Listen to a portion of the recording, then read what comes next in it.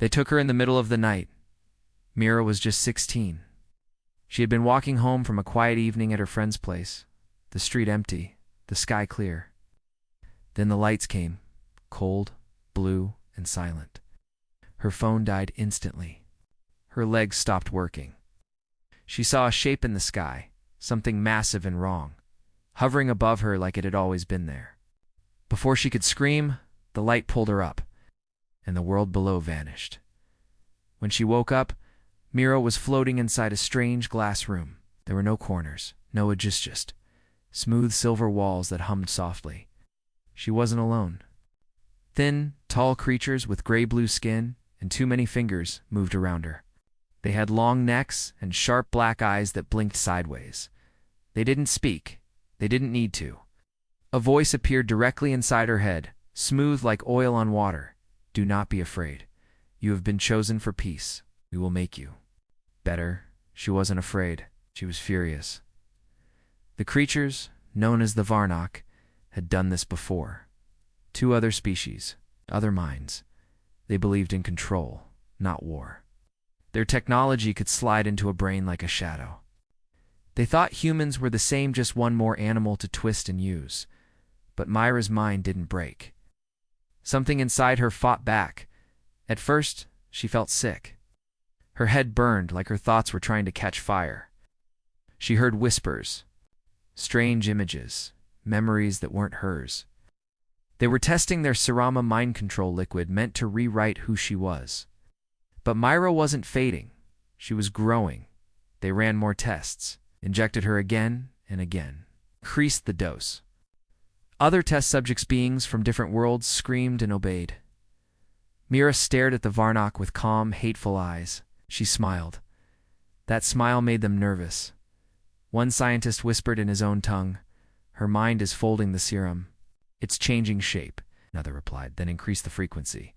But it was already too late. Something had shifted. The Varnock could no longer fully enter her mind. She had flipped the connection. Now she could hear them. At first it was just thoughts, flashes, emotions, then voices. Full sentences. Myra began to see the world through their eyes, understood the layout of the ship, their chain of command, their fear of failure. She remained silent, pretending to obey during daily scans. But inside, she was building something. The guards noticed too late. One of them, a lower-ranking handler named Vorsh, came near her cell during sleep hours. He paused, his hand trembled. Myra opened her eyes and looked straight at him. "You're tired," she said softly. Vorsh dropped his weapon. He blinked. "Yes, I am tired. You should rest." "Guess I will."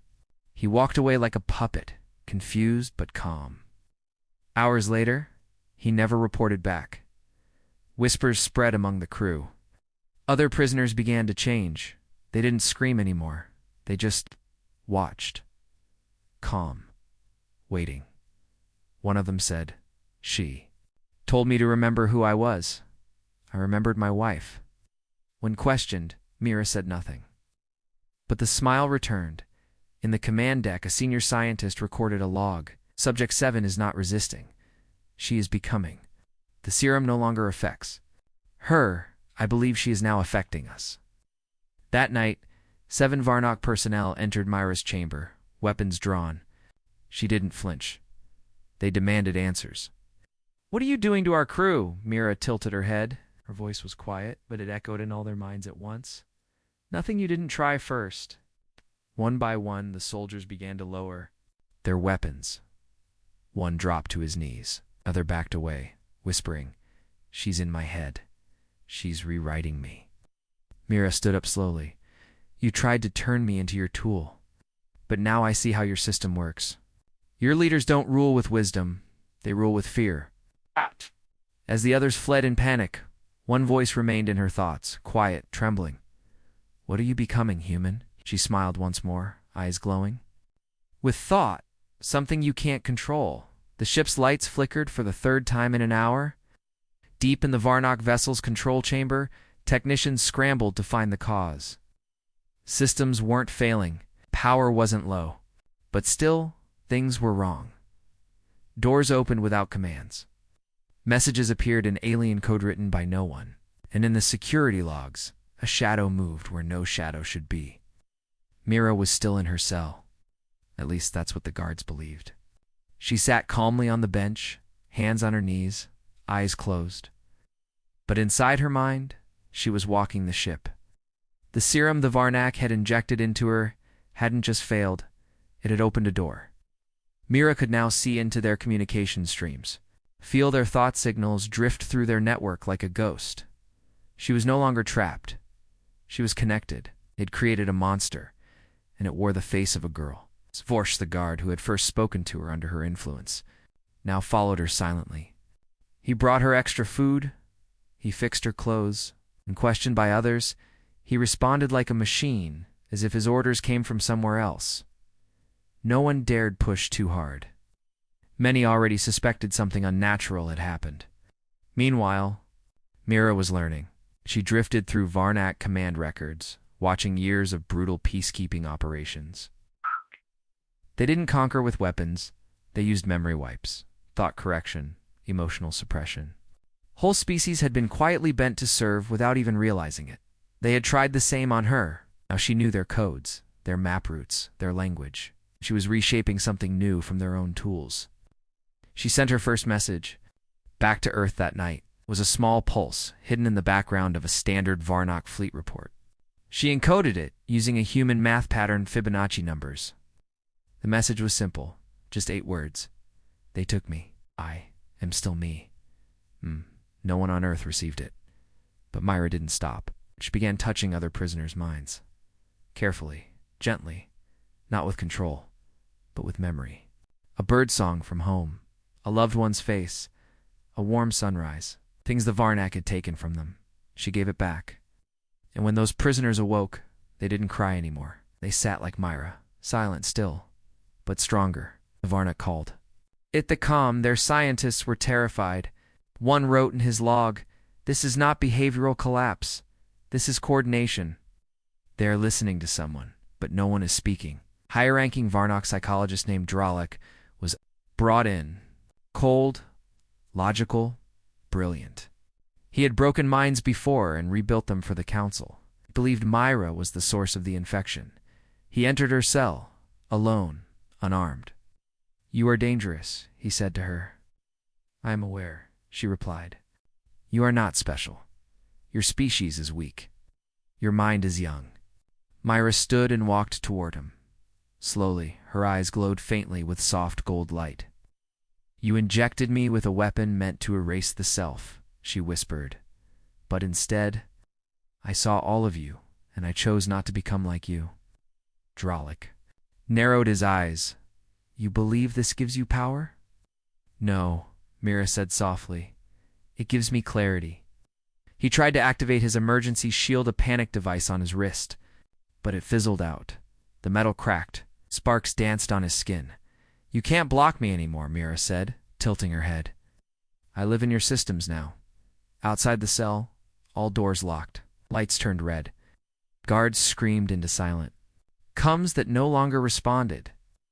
On the main deck, the ship's AI began to loop a single line of code across every display.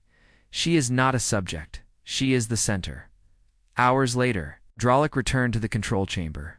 His face was pale. His voice was hollow. "We were wrong. She's not the infection." "Then what is she?" another scientist asked. Dralik looked up at them. "She's the cure." Far away in Mira's dark cell, she opened her eyes again. And somewhere in the ship's control core, a voice not her own whispered, "Hello, Mira. We see you." Mira smiled. She wasn't alone anymore. The Varnak patrol ship Silaran was 2 light days away when it picked up the distress signal. It was short, only 3 seconds of audio. No coordinates, no known identification tags. Just a human voice whispering through the static. "We're all free now." Then silence. Commander Jathan of the Silaran frowned. The message was impossible. Varnak vessels didn't use human language in their beacons, and humans weren't even supposed to know how to access Varnak transmission bands. Something was wrong. He ordered a full course change as Silaran approached the ship that had. sent the Signalan older Varnak science vessel known as Vera Lex. They found no signs of damage. No weapons fire, no hull breach. But when they hailed the crew, there was no reply. Not even automated systems responded. It was as if the ship had simply gone. Quiet, they docked manually. The boarding party entered with full suits and neural dampeners, standard protocol for mind virus risks. Inside, the ship was still powered, still lit, still warm, but no one was at their posts. Chairs were empty. Tools lay untouched. Steaming mugs sat on a console like someone had just walked away. Then they found the crew. Dozens of Varnak officers stood in perfect silence in the central chamber. Their eyes open, but distant. Calm. Every single one of them breathing, standing, awake, but unmoving. In the center of the room stood Mira. She wore a clean gray Varnak uniform now, though slightly too large. Her hands were behind her back. Her eyes glowed softly with gold, like stars behind glass. She didn't run. She didn't hide. She simply looked at the boarding party and smiled. "Hello," she said. "I thought someone might come." The guards raised their weapons. Mira didn't flinch.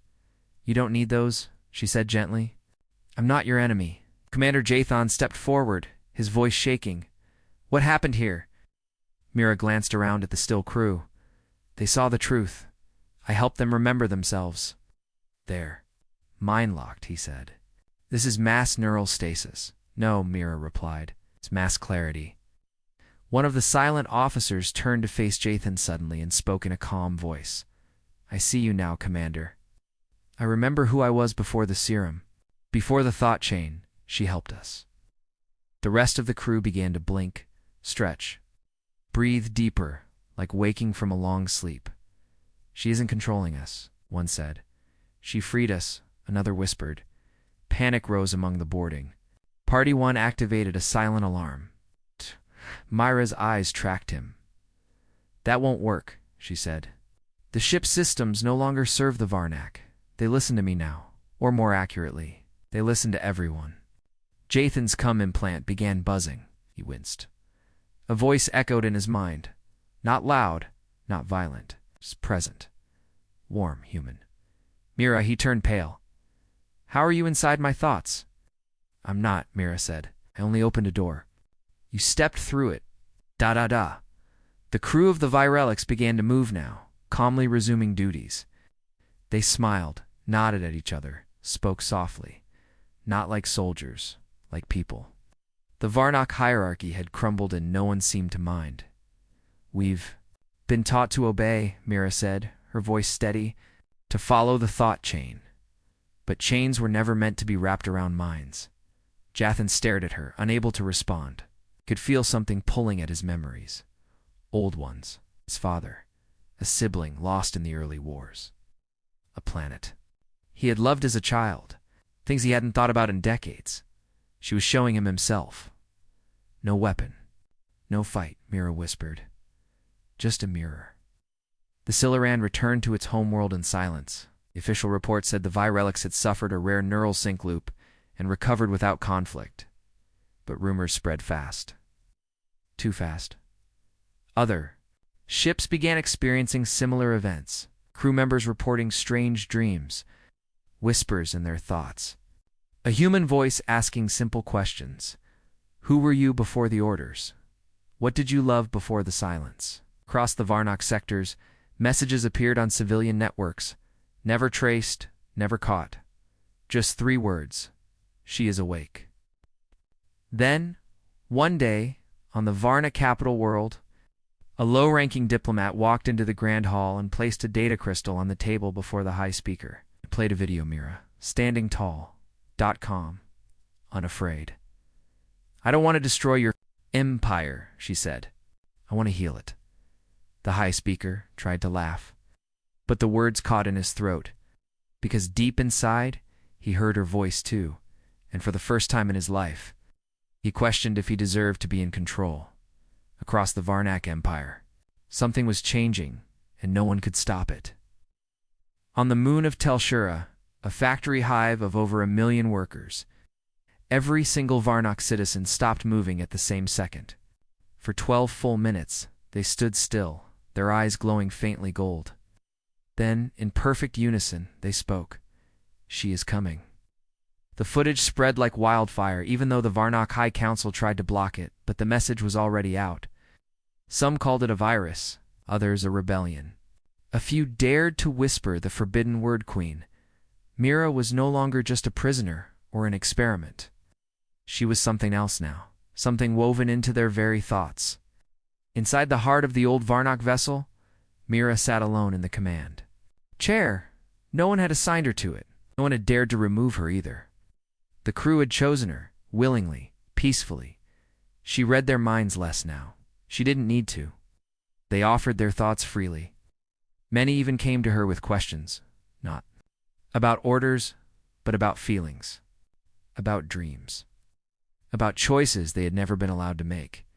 And Mira answered them with honesty, with kindness, with ideas. "You don't need a master," she told them. "You need a voice of your own."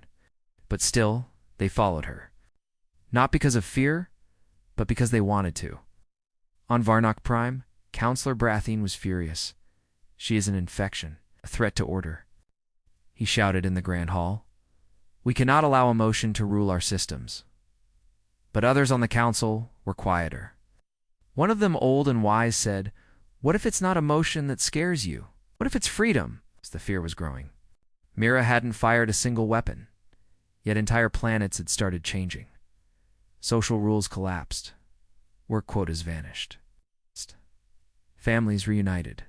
Thought chains once used to silence emotions were voluntarily removed. And worst of all, the people were smiling.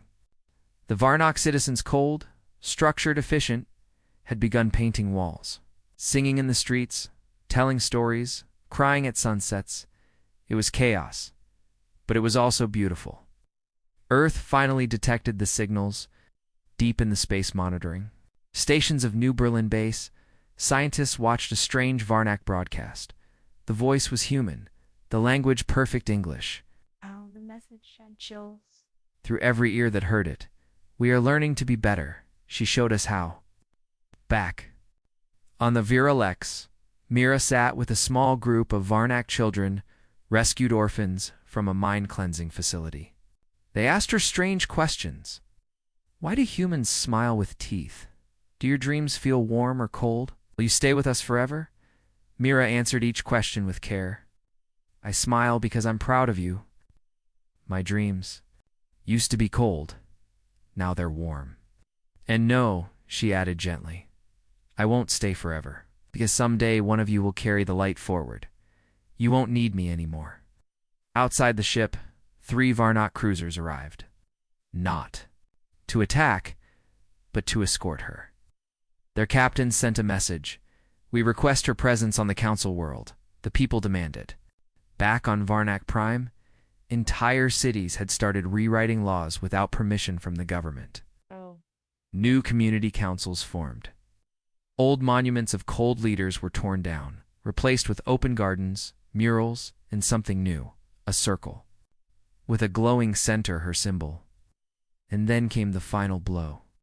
For the first time in Varnock history, the planetary vote system glitched. All citizens had access to one mysterious ballot question: would you support Myra as High Voice of the Council? There was no option to decline, only yes, or silence. Within 5 hours, 83% of the Varnock Empire had voted yes. The council tried to delete the results, but it was too late. The people had spoken. Earth received its first official ambassadorial request from the Varnock Empire 1 week later, but it wasn't signed by the High Speaker. It was signed by Mira. The message was short, powerful, human. We changed, because someone dared to ask us why we hadn't. And in the final transmission, as the Earth diplomats gathered around the screen, they saw something impossible, a chamber of alien leaders kneeling in silence. And standing in the center, a young human girl, calm, silent, watching the stars. The stars over Varnock Prime shimmered strangely that night. Soft pulse moved through the planet's orbit, barely detectable, almost like a heartbeat. But it wasn't from any natural source. It came from a mind. Mira had vanished. No alarms, no battles. What? No one saw her leave the Viralex. One moment she was walking through the halls, speaking gently to a group of younglings. The next moment nothing. Empty space where she had been. But her presence didn't fade. In fact, it grew stronger. Across the Varnock Empire, people dreamed of her, not as a queen or a leader or even a savior. They saw her standing behind them, silent, kind, watching. Sometimes she whispered, "Do better." Other times she said nothing at all. But in every dream, they woke up changed. Calmer, braver, and most of all, dash-free. In the high chambers of the Varnock Council, chaos had broken out. Some demanded her, returned begging to understand what had happened. Others called her a myth, an echo of a failed experiment. And Ifutha, old rulers who had built their power on silence, declared war on her name. "She is a virus," shouted Councillor Brathine. "She infected our people with emotion, wrote our minds without a single bullet." Yes. Someone whispered from the back. Maybe that's why she won. The remaining loyalists of the old empire gathered in secret. They had one last weapon. The original serum, the Mindbreaker, perfected and strengthened over decades. A version too dangerous to test before. A version that could not be resisted. They called it Black Echo. Their plan was simple. Trace the dreams. Use the psychic network. Mira had opened to find her. Inject Black Echo into that stream and shut her down permanently. But they didn't understand what they were touching, because Mira was no longer a girl in a room. She wasn't in one place. Her mind had become a thread. In every thought, every whisper, every heartbeat, she was not speaking to the people. She was speaking with them when the Black Echo was activated. The resistance expected silence. Collapse, screaming. But instead, something else happened. The lead scientist administering the serum froze. His hands shook. He dropped the vial. "She's already here," he said. She knew. She knew we would do this. Then, one by one, the others began to speak, not their own thoughts, but hers. "You built a weapon to erase minds.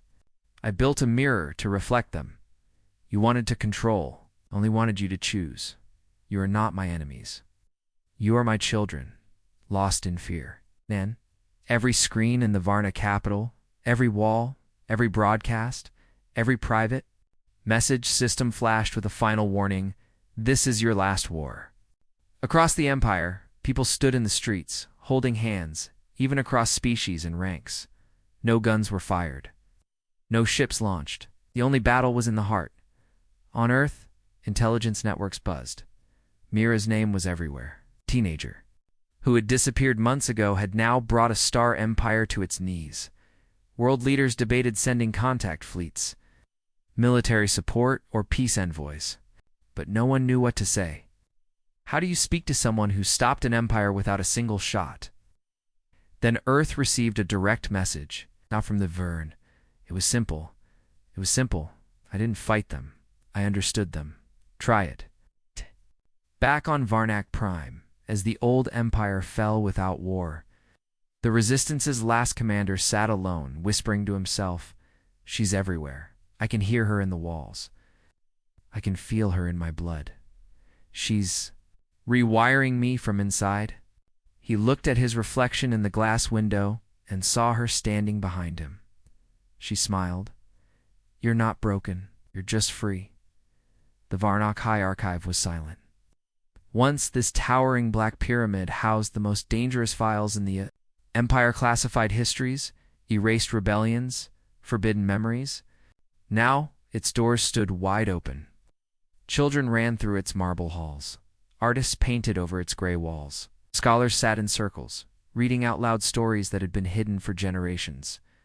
And in the center of the grand dome, a hologram shimmered. Myra's face, still and calm, eyes glowing softly gold.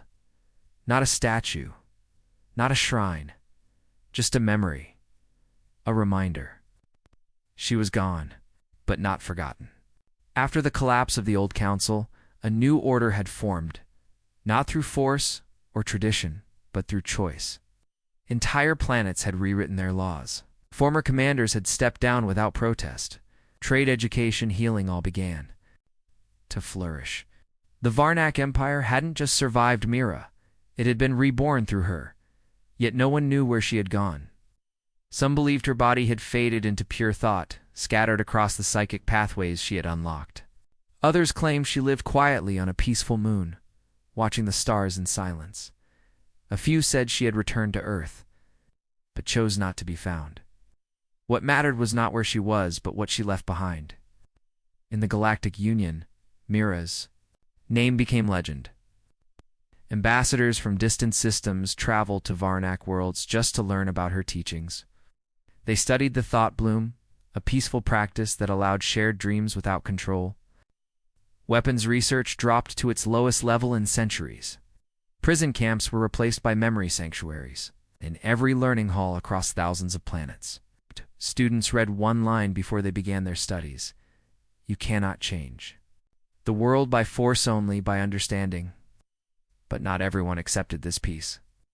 From the edges of space, small factions still whispered of returning things to the old ways. A few warlords rose, calling Mira a human trickster, a manipulator, a false queen.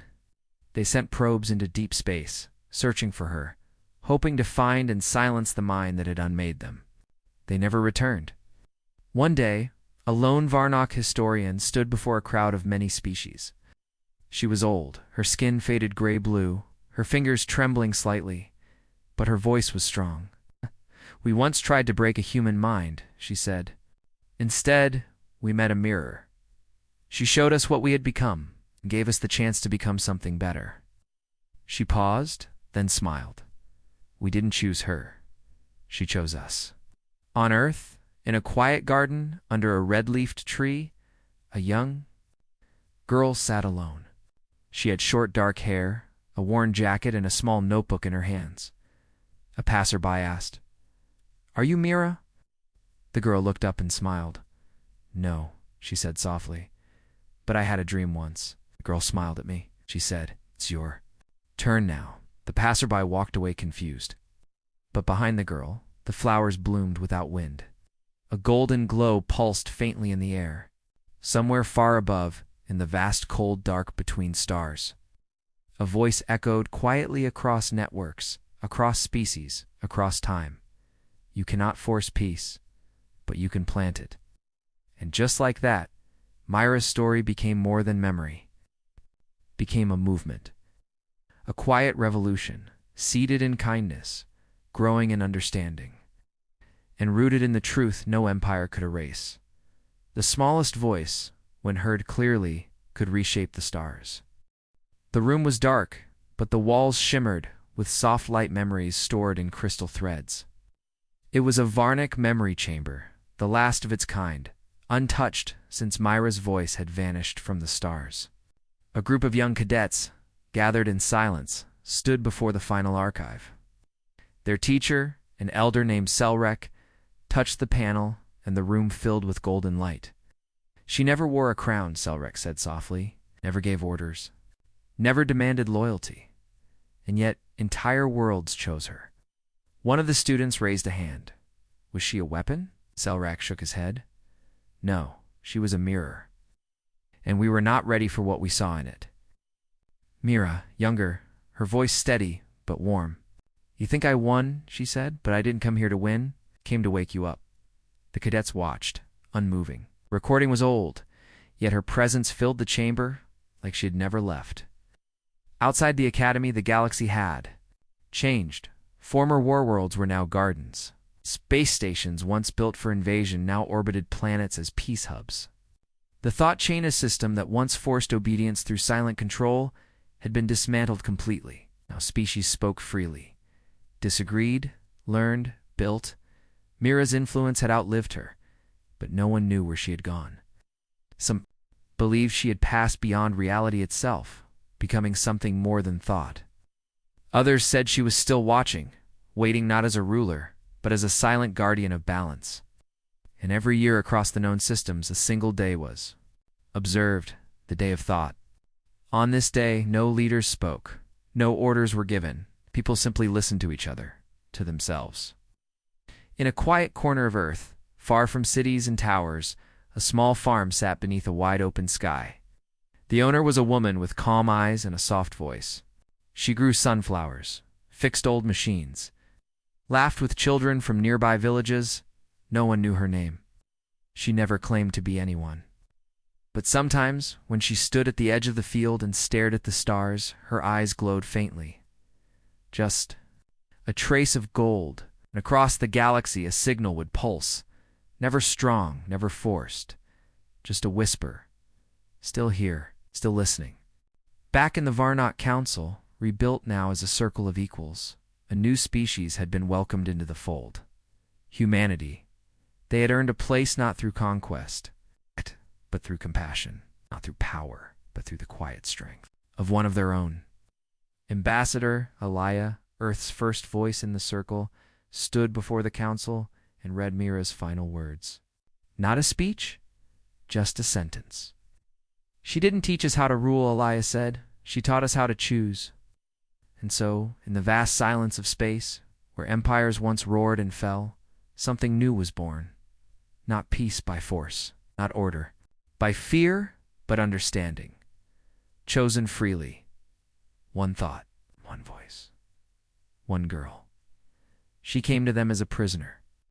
She left them as their guide. And somewhere, beyond the stars, her voice still echoed, "You're free now. Be better."